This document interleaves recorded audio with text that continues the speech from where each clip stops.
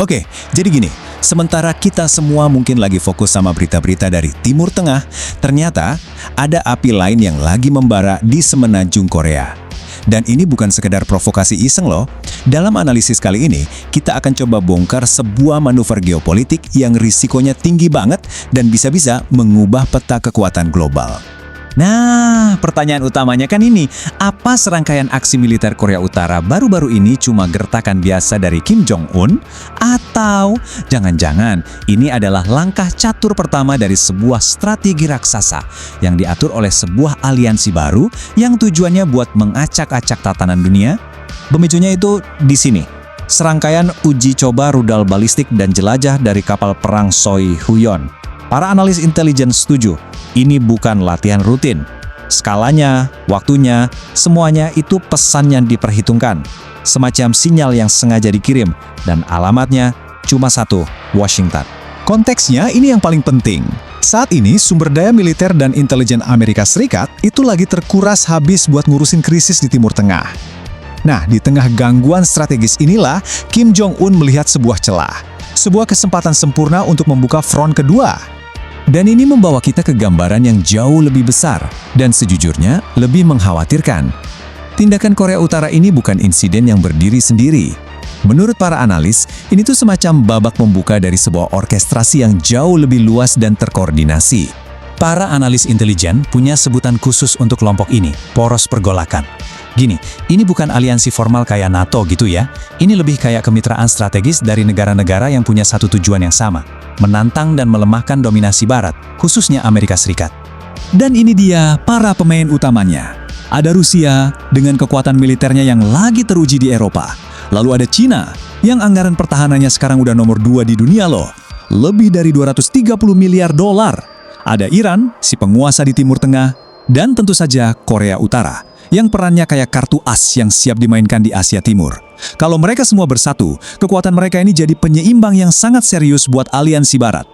Nah, disinilah letak jeniusnya strategi poros ini. Mereka sadar banget kalau kelemahan terbesar negara adidaya adalah keterbatasan fokus. Jadi, dengan memaksa Amerika Serikat menghadapi dua krisis besar di waktu yang bersamaan, Iran di Timur Tengah, Korea Utara di Asia Timur, mereka menciptakan apa yang disebut tekanan ganda yang dirancang khusus untuk memecah kekuatan Washington. Dan ini adalah tujuan akhirnya, bukan buat menang perang besar-besaran secara langsung, tapi untuk bikin Washington kelelahan secara strategis. Dengan memecah konsentrasi, sumber daya, dan kemauan politik Amerika, mereka berharap Washington pada akhirnya bakal menyerah dan mundur dari panggung global. Tapi, gimana kita tahu ini bukan sekedar teori konspirasi? Nah, buktinya itu ada pada kerjasama rahasia yang terjadi jauh di bawah permukaan. Secara harfiah loh, aliansi ini tuh lebih dari sekedar kesamaan pandangan politik. Ada transfer teknologi dan keahlian militer yang nyata dan sedang terjadi di antara anggota poros ini, terutama antara Korea Utara dan Iran. Dan ini dia, bukti paling dramatis dari kerjasama mereka. Pengintaian intelijen berhasil mengungkap bahwa insinyur-insinyur Korea Utara yang memang ahlinya membangun benteng bawah tanah telah secara aktif membantu Iran membangun jaringan fasilitas rudal rahasia di bawah pegunungan mereka. Jangan bayangin ini cuma bunker biasa. Bukan, ini adalah kota-kota rudal bawah tanah yang super lengkap. Dirancang untuk menyimpan, mengisi bahan bakar, sampai meluncurkan rudal balistik, semuanya tersembunyi jauh di dalam perut gunung. Secara strategis, ini artinya fasilitas ini kebal terhadap serangan udara paling canggih sekalipun, dan ini memberikan Iran jaminan kemampuan serangan balasan. Level kerjasama kayak gini menunjukkan aliansi yang sangat dalam dan berbahaya. Oke, sekarang kita coba tarik semua ini ke konteks kita. Gimana dampaknya buat Indonesia? Nah, dengan makin panasnya ketegangan di Asia Timur, Indonesia tiba-tiba berada di posisi yang, serba salah, kejepit.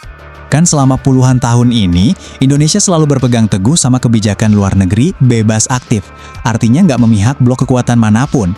Tapi, pertanyaannya, apa yang terjadi ketika dunia itu sendiri yang terbelah jadi dua?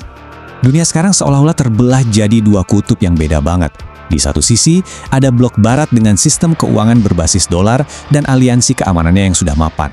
Di sisi lain, ada blok timur yang dipimpin Cina dan Rusia yang lagi sibuk membangun sistem tandingannya.